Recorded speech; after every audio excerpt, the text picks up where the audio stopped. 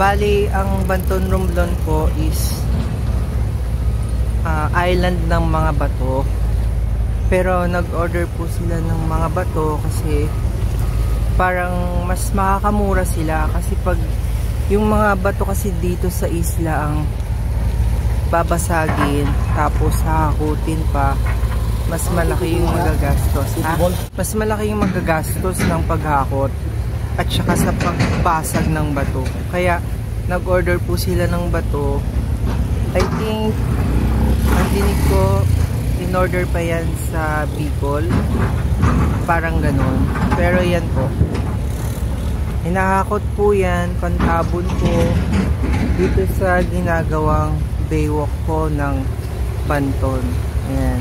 So tinatapos po nila yan baywalk ng Banton. Ayan po.